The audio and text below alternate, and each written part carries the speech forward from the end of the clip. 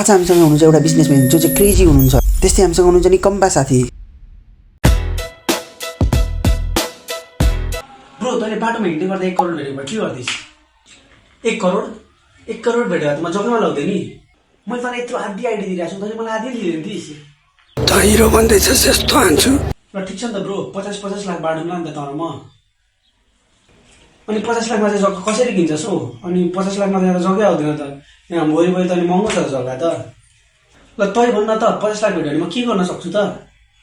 हेर भाइ, तेरो सोच त ठुलो रहेछ, तर तँलाई मैले अघि भर्खर एउटा चिज किन्ने भन्दा गोजीमा 10 रुपियाँ छैन भन्दैछ। कसरी चाहिँ भेट्योस् क्या त 50 लाख? साले जे बोल्दा नि भाइ त। बुझे तैँले चाहिँ बुझिनस् कि क्या हो? हल्का बुझे। के हल्का बुझे नि? बुझेपछि पुरा बुझ कि सोध मलाई।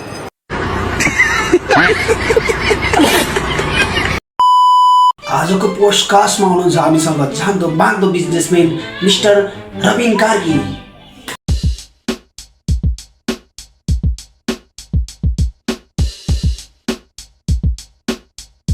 रबिन कार्की, तपाईँले हामी यहाँ स्वागत गर्दछौँ। तपाईँ एकदम जान्दै मान्ने एकदम खतरा बिजनेसम्यान होइन? नमस्ते नमस्ते। हजुर, त्यस पछाडिको राज चाहिँ के छ त सर? मलाई भनिदिनु पर्यो। अब तपाईँले भनिहाल्नुभयो, मेरो सक्सेस पछाडिको राज चाहिँ त्यो छ नि, त्यो को त्यसले गर्दाखेरि त्यो के भन्छ त्यसलाई, हो त्यसले गर्दाखेरि भएको क्या म सक्सेस चाहिँ नि।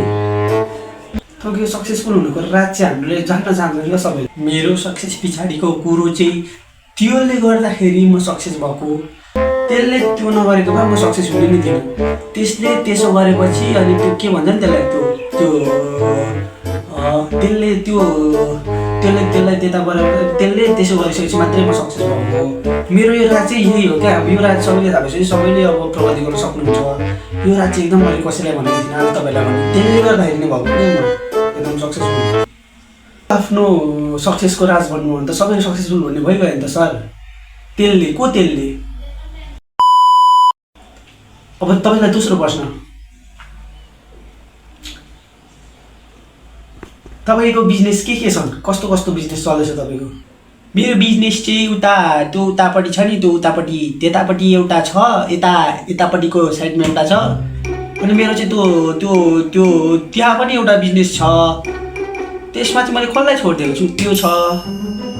त्यो जे भने पनि राम्रै छ भाइ। त्यही हो, राम्रै छ, ठिकै छ। कौन है ये लोग? कहाँ से आप? कता के छ अरे सर? ए भाइ यार, कसलाई पोडकास्टमा लिएर आउँछ? एकछिन आजको पोडकास्ट यहीँ सकेको छ। लाइक सब्सक्राइब गर्न नबिर्सिनुहोस्। हस् त, बाई।